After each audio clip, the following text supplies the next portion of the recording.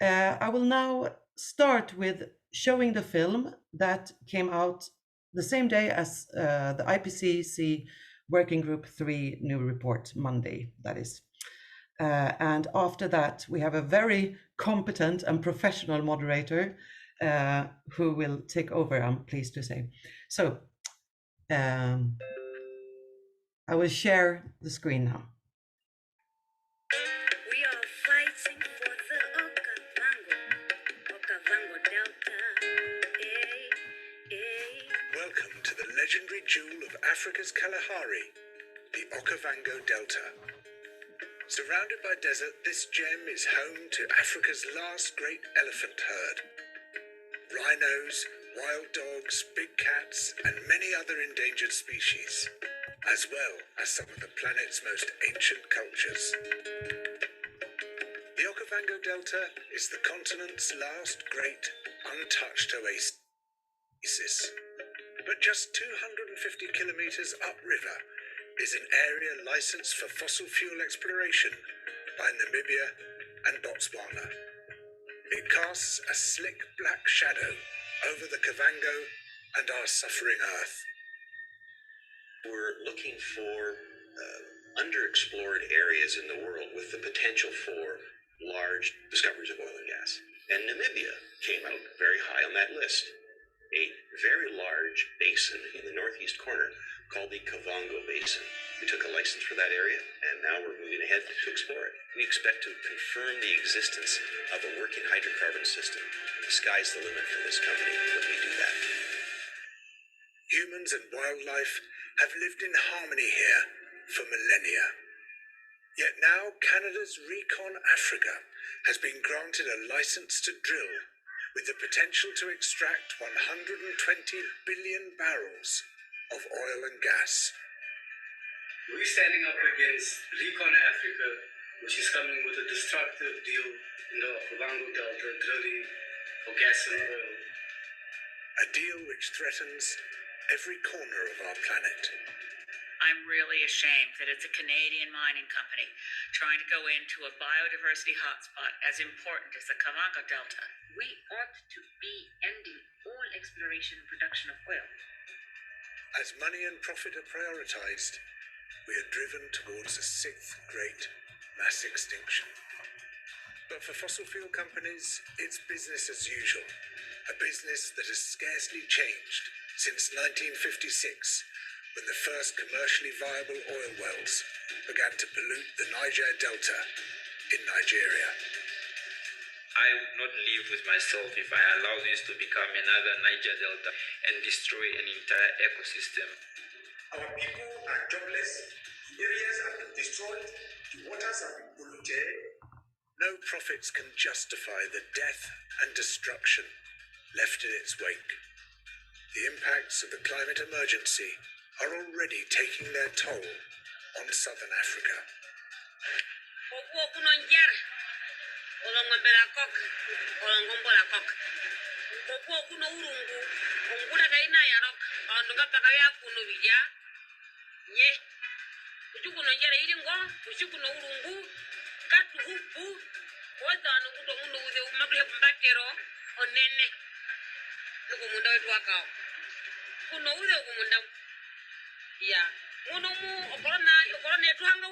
I say to these people who are critics who've likely never been to Namibia, let alone the Kavango region, come to the Kavango and let's just have a look at the environment.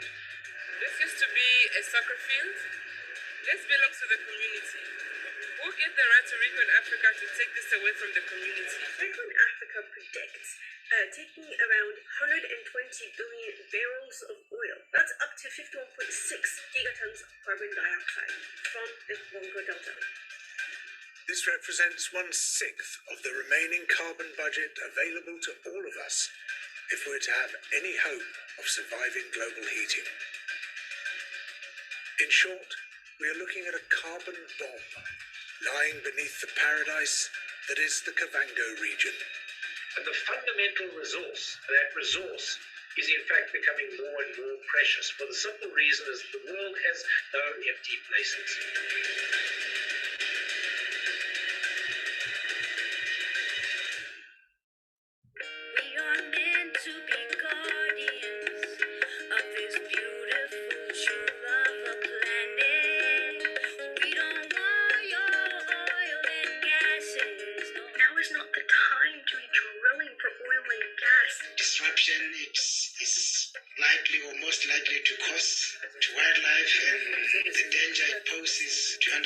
water and local drinking water. And have also been seen to construct the contamination ponds which host radioactive brines. Just above the potential oil field, the precious water flows through the desert. If this water is polluted, it will devastate local communities and rich and delicate ecosystems. We know the oil will be a benefit to those that have cars, but they should also remember that not everybody has a car. We are to suffer more compared to those that they are trying to help. We don't need the oil company because our grazing lands will suffer from petrol and our cattle will have nowhere to eat. Our farmlands will be acidic, for the farmers won't be able to farm anymore. Our water, our rivers will be filled with oil. Profit for a few cannot continue to come before the well-being of all. Do you see the irony of exploring for oil in this very spot? I think the oil is where you find it. That's all, bro. Putting money into this sort of thing now is not only morally and environmentally reprehensible, it's also a stupid bet. A stupidity that is rapidly pushing our living systems towards destruction. Promises on climate regulations in the global north will find a country somewhere needing financial and great exploitation. People are outraged to imagine that it wants to develop climate emergency in local people are being ignored. The destruction is already underway. Exploratory drilling has begun, but it's not too late. We're all putting in our voices. Canada, call yourself a climate leader? Well then, show us. Here and overseas, the Canadian government must start recognizing Indigenous sovereignty. Please do not destroy our water in the Kavango Delta. We're in it together. We're all in this together. A powerful global campaign by Namibian has rippled from Vancouver to Sydney. Africa's frontline defenders, we are committed to save the Kavango. Of the state that Recon Africa will leave Namibia in when they are done drilling for oil, it's not going to be their business anymore.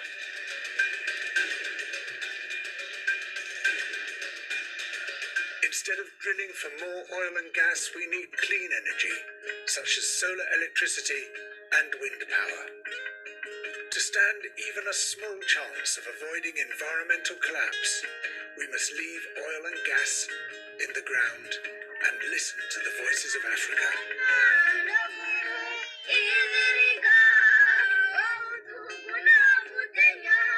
Otherwise, the Paris Agreement is not worth the paper it's printed on. And this means defending the Okavango from fossil fuel companies. What happens in Kavango? Won't stay in Kavango. What happens in the Kavango? Won't stay in Kavango. What happens in Kavango? Won't stay in Kavango. What happened in Kavango? Won't stay in Kavango. Betmba wikova Kavango. Ndabuta mo in Kavango. What happens in Kavango won't stay in Kavango. What happens in Kavango Won't stay in Kavango. What happens in Kavango won't stay in Kavango. So we fight for her now, the best way we know how. Yes, we fight for her now.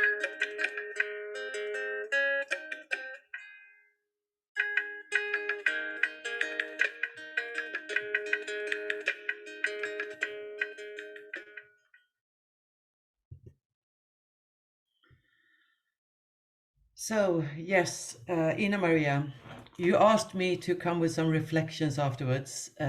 Let's see first if Nick is here already.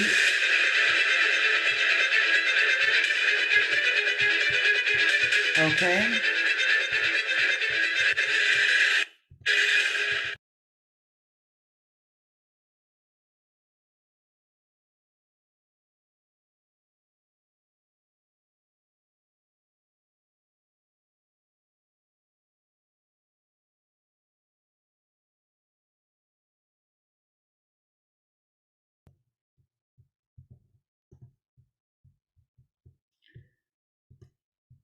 strange things are already happening.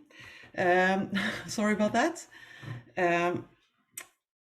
Maybe we need someone more in the group to throw out trolls if they arrive.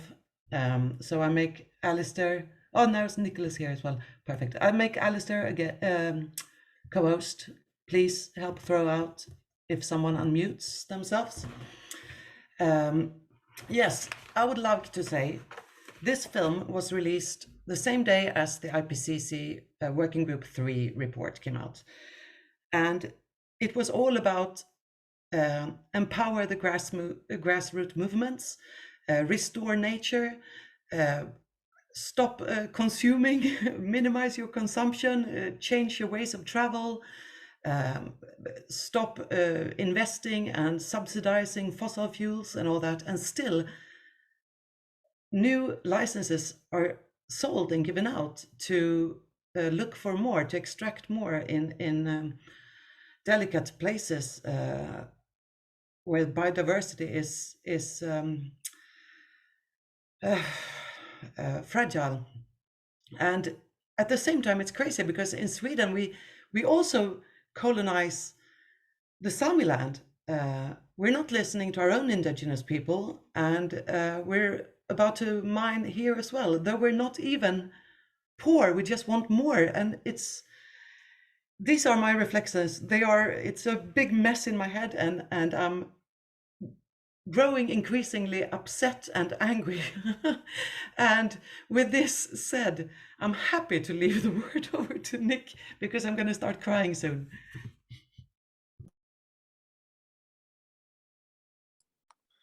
Hi all there. I'm sorry for just arriving now. So yeah, I feel you know that crying. This is why I do what I do. My name is Nick Eliades. I'm based in Spain. I'm a climate communicator, and I've been working very closely with Maria Shikongo on this campaign, as well as other activists around the world. And I believe you've just seen the movie that we launched this Monday. It's actually was a labor of love, and as you have seen it from it, we brought in together all sorts of moving parts and voices from all around the world. Now, I was at COP recently, I was at Glasgow, and while our leaders never miss an opportunity to fail us, what I did learn from COP was that the power of this mycelium network we are building, which is here present, these connections we're creating, is what we need to overcome the climate and ecological emergency. You, looking at me right now, are the leader we need. You and I, and the person to the left in this box over here, and this person here, and this person down here, we are the only ones who can make a difference. And so that's why these kind of fora and these debates are so important for us to exchange ideas, exchange experiences, and above all, listen to each other and learn from each other.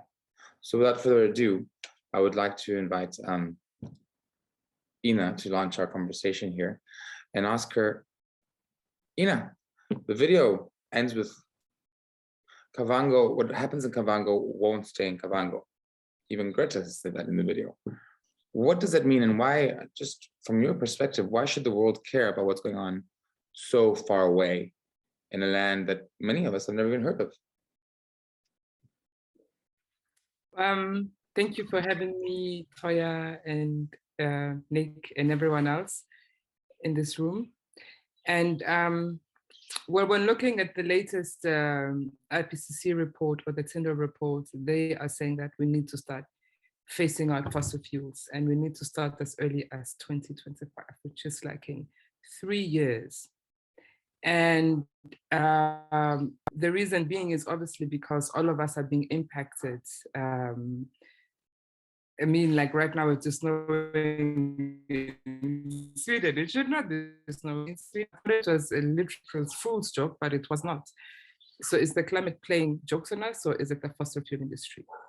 The Kavango Basin is the home of the Kavango Delta, which is an inland delta. It has no outlet, which means that if the fossil fuel or Recon Africa really manages to go ahead with its plans, we have no idea how this is literally going to impact the rest of the globe. I mean, we know how it is going to impact the local people and also the wildlife, especially when looking at most of the people that live in the area as subsistence farmers. They depend on the rain for them to be able to grow their crops, and already that has been affected.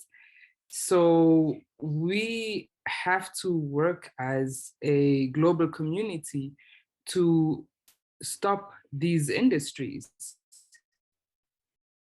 not because they are affecting people somewhere in Africa, because you never talk about what is happening in Africa, but because it is going to affect the rest of the globe. And Recon Africa is literally compromising the carbon budget that was set out, and they risk contributing a sixth of the carbon budget, taking it away. So that is literally compromising our efforts to try and find solutions, not only for the people in my country, but for the globe as a whole.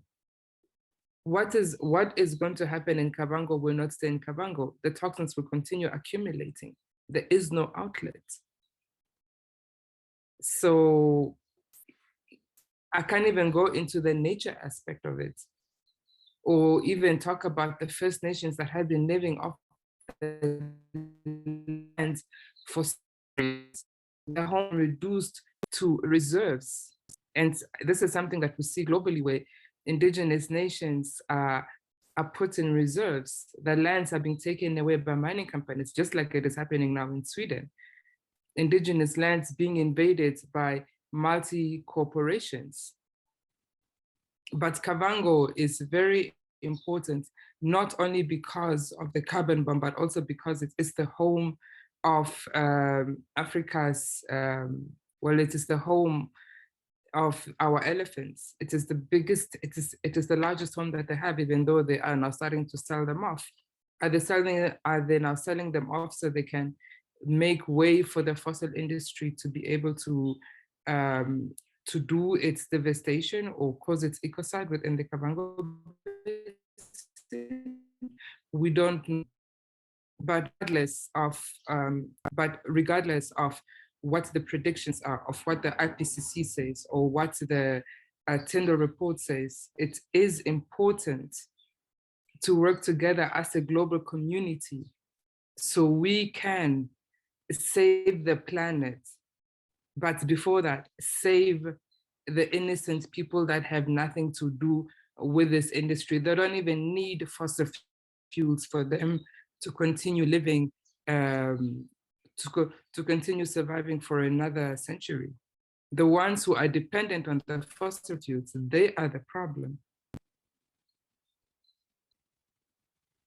You touch on very interesting issues there, and I would invite anybody to join the debate. If you want to raise your hand or ask a question in the chat, please feel free to do so. We want to make this as interactive as possible. It is interesting that you mentioned both the Tyndall report and the IPCC report that just came out in terms of these global solutions. And of course, I would draw our attention to the Hague Shell Court ruling last year, in which they basically the oil and gas industry is beginning to become responsible. At the same time, you have an organization like the IEA, International Energy Agency, who has said that all the oil that we need is already, we have it, we can't take out any more. And the IPCC report that came out in January, as the war in Ukraine took off, also said the same thing. There is no room for new oil. It needs to be kept in the ground. And so, of course, Kavango is a bit of a symbol of this, along with places like Vaca Muerta in Argentina. These are flashpoints around the world where we can see this model, the death throes, as it were, of the fossil fuel industry. Alistair Skelton, I see you've raised your hand, please. Thank you very much, Nicholas and Ina Maria. Thank you for being with us today at the Researchers Desk.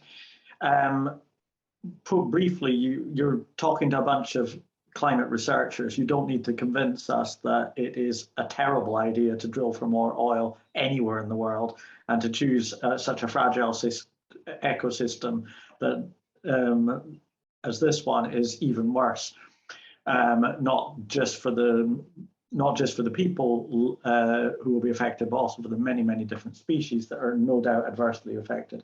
I'm not an expert on biology. I don't know what species are affected, but I'm sure there are lots. I am an expert on carbon, and I completely, fully support everything in the IPCC report, and none of it supports drilling for oil anywhere in the world, particularly not where you're talking about. So with a bunch of scientists here, the most important thing I think always is, what can we do?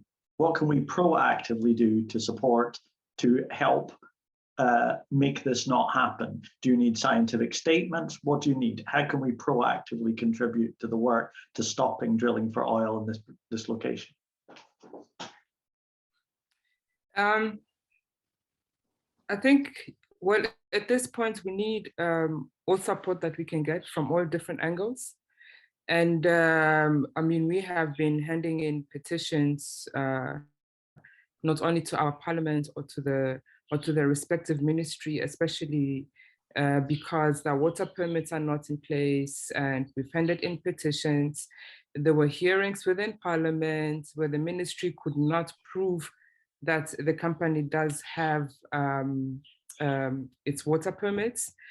But our biggest problem, our biggest threat, it is the government lobby, because our governments are in it as well, which makes it very difficult to stop. In Namibia, we've had the case of the fish rot scandal, which is basically a corruption scandal with a company from Iceland, where 6 billion actually went into prominent politicians' pockets and our friends. We are a country of now close to 3 million. So now imagine 6 billion that went into people's pockets, and we have no idea if there was also corruption within this case. So it's very difficult to stop it from here. And which is why we need to keep on putting pressure on our governments together with our allies, but we must also look at international policies and international politics, international laws as well. Because if you look at the case of Shell, they were fined, but we know that they are still trying to fight the ruling. But what does that mean for Recon Africa or even our governments? It doesn't mean anything, because Shell right now, they are busy trying to do seismics research on the west coast of South Africa. They have just discovered, I don't know how many barrels of oil here, south of Namibia. And so they are very busy. They are even hosting now an energy conference coming up on Earth Day. So our government is very much invested. And we also know that even though they are pushing for hydrogen and solar and wind power, they themselves said that they are going to have, that they will benefit from both sides. So they will continue drilling, our government. They will not stop it. And is there corruption involved? Which is why investigators are really important to see what is really going on.